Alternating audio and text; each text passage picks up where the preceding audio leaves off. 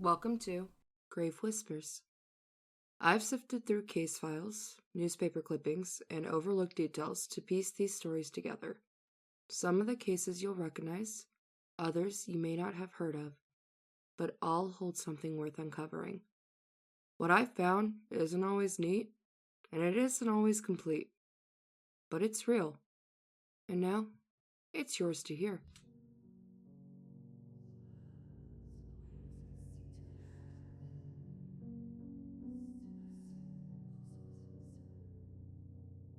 Today, if someone goes missing, we have tools like DNA databases, security cameras, and instant communication to help piece together what happened. In the mid-1940s, investigators had none of that. What they did have was a shocking discovery that is difficult to describe even now. So before we continue, a warning. This case involves graphic violence and dismemberment. On April 12th, 1946, around 8 p.m., three friends, H.C. Foster of Portland and James and Mary Rader of Milwaukee, were walking near the Wisdom Island moorage along the Willamette River in Oak Grove, Oregon. The day was nearly over, temperature was dropping, and the group had decided it was time to head home. Before they could leave, however, a sharp odor drifted through the air. It wasn't the damp smell of the river. It was the distinct, sour stench of death. Scanning the water, they noticed a burlap sack caught in the slow swirl of an eddy. The bag was bound tightly with rope and wire, heavy enough to keep it from drifting away. At first glance, they made a grim assumption. The sack held down a drowned litter of kittens. Upset by the thought that someone could get rid of unwanted animals in such a cruel way, they pulled the bag closer. But when they forced it open, the truth ended any thought of going home. Inside was the torso of a woman, Caucasian, her body cut apart with unsettling precision. Mixed in with her remains were a dark sweater, an overcoat, and a pair of long underwear. It was a sight far more horrifying than they could have imagined, and it marked the beginning of one of Oregon's most chilling unsolved murders. When police arrived, the torso was taken for examination, and disturbing details began to emerge. The coroner, Ray Rylance, determined the remains had been in the water no more than 24 to 36 hours. He estimated the victim to be in her teens or early 20s, weighing around 150 pounds, which is approximately 52 kilograms. Even more troubling was his observation of how cleanly the body had been cut apart. Whoever had done this, Rylance noted, knew where the joints were. It was a statement that suggested the killer possessed at least some degree of anatomical knowledge that made the crime feel deliberate.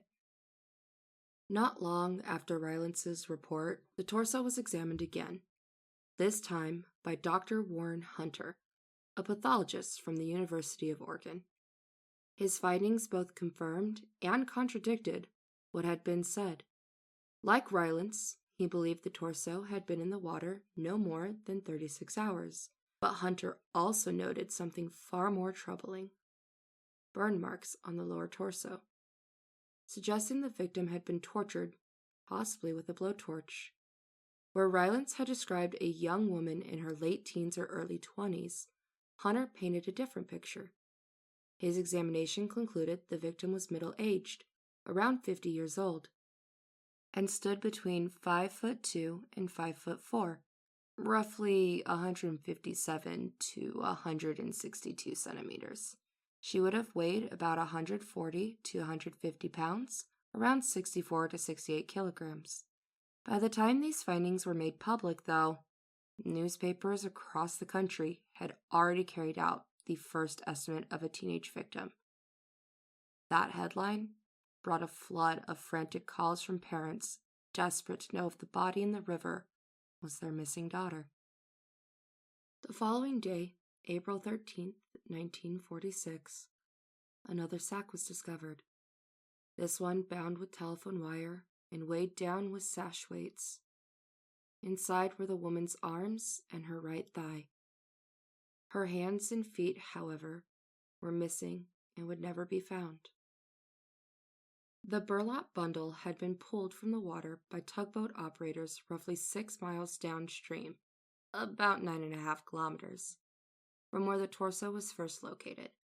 The operators later admitted they had seen the sack drifting near the falls around a month earlier, but hadn't thought much of it at the time. Police searched the site and uncovered a few small clues that, for a moment, offered a hope of identifying the killer. In the mud nearby, they found size 10 footprints, though they were already about a month old. A plaster cast was made and placed on file. Investigators also collected a Scope Hal rabbit feed bag near the water's edge, the same type of sack used to contain the woman's remains. On April 14th, 1946, a day after the torso was found, a man stepped into a telephone booth in Milwaukee and placed a call to the police. He claimed to know the woman's identity and even the location where she had been dismembered. But when pressed, he offered nothing that could be verified. Investigators quickly determined he had no connection to the crime, dismissing this call as nothing more than a prank. Not long after, another man, Orville A. Switzer, also confessed to killing the woman. Police went as far as to arrest him, though records are unclear on exactly when that confession was made. What is clear, though, is like the prank caller, Switzer had no actual link to the murder. His admission was written off as a false confession, leaving the investigators no closer to the truth. By late July, another discovery was made beneath the Oregon City Bridge. A burlap sack had surfaced, this time containing the woman's left thigh. Almost simultaneously, in the Willamette River, a tributary of the Willamette, a bundle of women's clothing was recovered. Investigators believe the garments likely belonged to the victim, adding another grim piece to the puzzle of who she was and how her body had been scattered through the waterways. The months of September and October 1946 brought some of the most gruesome discoveries. It began with fragments of a human scalp found near Willamette Falls. Then, on October 13th, a couple walking near Oak Grove, the same area where the torso had first been recovered, made a chilling find. Another burlap bundle had surfaced, and inside was the woman's severed head. The head was eyeless, wrapped, and weighed down to keep it beneath the current. An examination revealed that the victim wore dentures and had light brown hair, details that supported Dr. Hunter's conclusion that she was a woman in her 50s. Most importantly, the skull showed a fracture, confirming her cause of death: blunt force trauma to the head. This was the final piece of her body ever recovered. Her hands and feet were never found. As with many unsolved cases, especially those where the victim remains unnamed, possibilities begin to take root.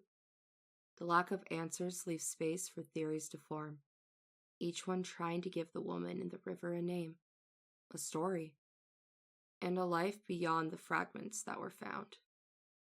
And while none of these ideas have ever been proven, they reflect the desperate need to make sense of the mystery, to believe that someone, somewhere, might still know who she was.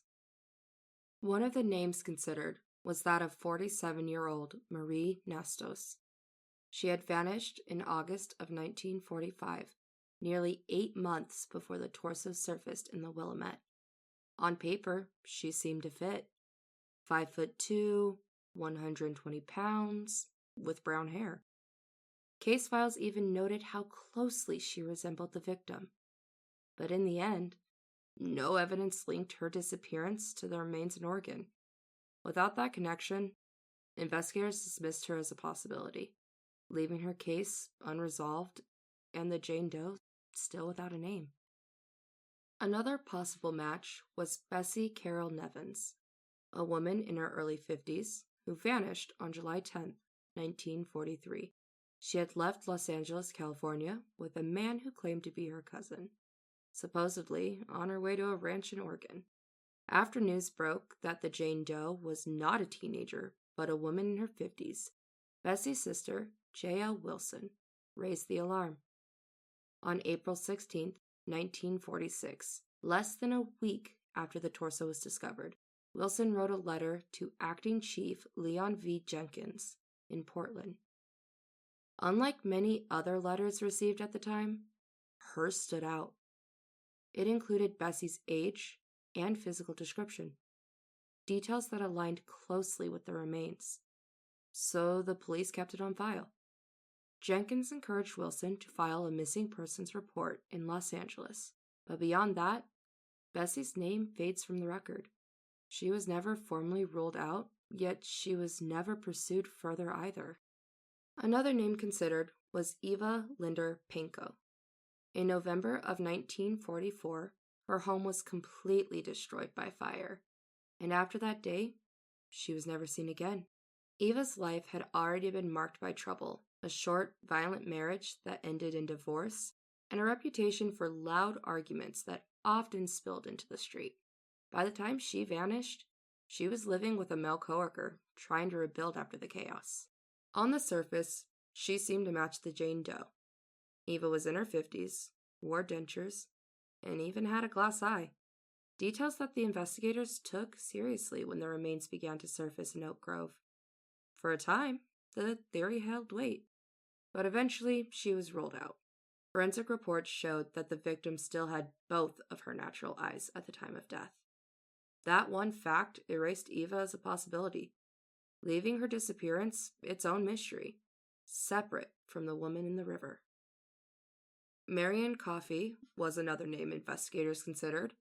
She was 50 years old, and according to her husband Alton, had disappeared on March 18, 1946, just weeks before the torso surfaced. When he came home from work that day, Marion was gone.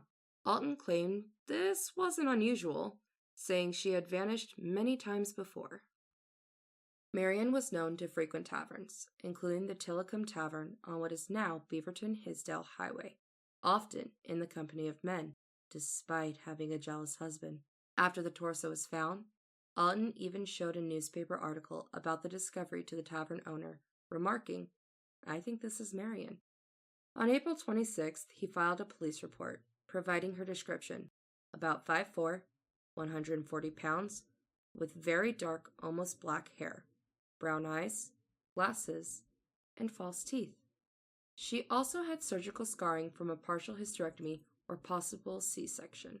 Alton insisted she returned home with bruises, but denied ever abusing her. Police took his report seriously enough to assign a sergeant to check for surgical scarring if the remains could be identified. But the trail ends there. Records contain no follow-up, and Marion Coffey was never confirmed nor ruled out as the woman pulled from the river. Another name loosely tied to the case was Mary Diffin. She had gone missing in September of 1944, 2 years before Jane Doe was found. Reports say she left her husband and ran off with 2 men.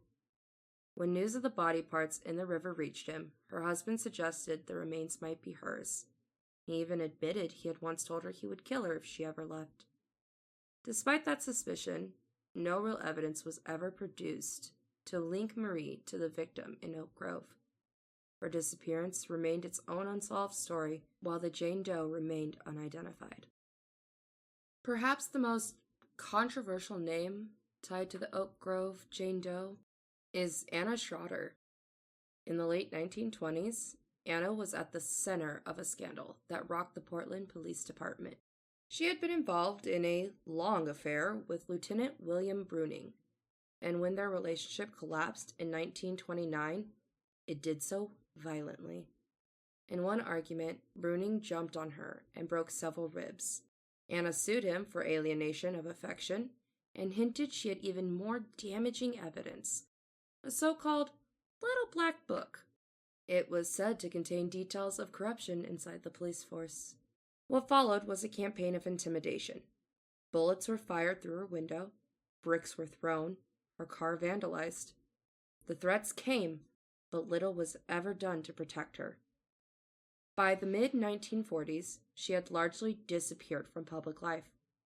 And then in April of 1946, just as the torso was found, a classified ad appeared in the Oregonian asking anyone who knew her whereabouts to come forward. After that, Anna Schroeder was never heard from again. Her age, her dentures, her hair color, all seemed to align with the victim in the river.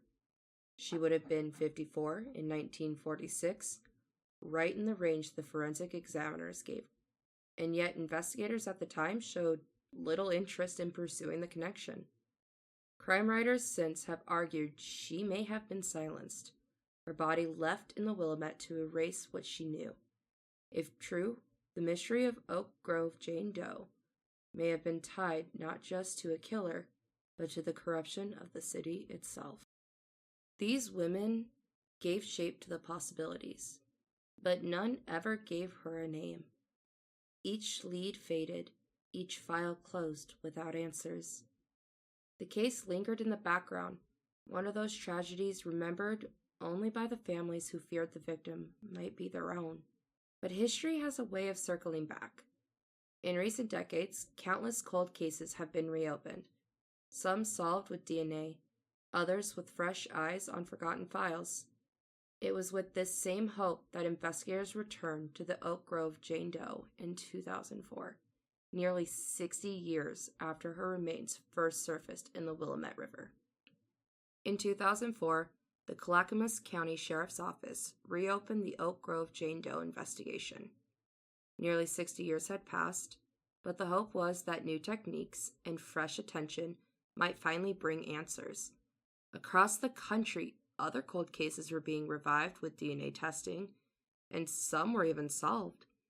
Investigators believed the same could be possible here. But when the case files were pulled, the truth hit hard. The most important pieces of evidence, the clothing, jawbone, dentures, even the remains themselves were gone. Somewhere in the 1950s, they had been misplaced or discarded, leaving behind little more than fading reports.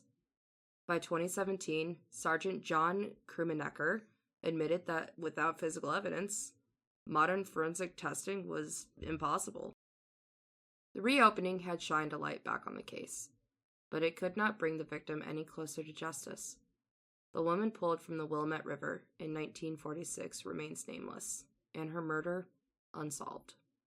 Nearly 8 decades have passed since the first burlap sack surfaced in the Willamette River. The woman inside has never been named, her story never fully told. Each discovery, each theory, brought only more questions, and when the evidence itself was lost, so too was the chance to ever know for certain who she was or why she was killed. She is remembered now only as the Oak Grove Jane Doe, the Wisdom Light murder victim, a woman without a name, denied the dignity of answers. Her case is a reminder of how fragile truth can be, how easily it can slip away when evidence is neglected and stories fade. And yet, even without a name, her story endures.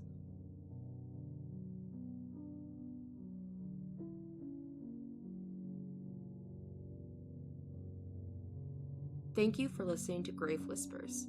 The story of the Oak Grove Jane Doe is one of fragments and silence, but among the names considered, I believe Anna Schroeder may be the most likely victim.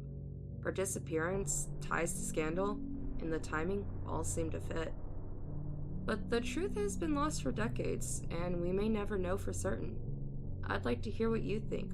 Was it Schroeder, or someone else whose story has been forgotten? Until next time, keep questioning, and keep listening for the whispers.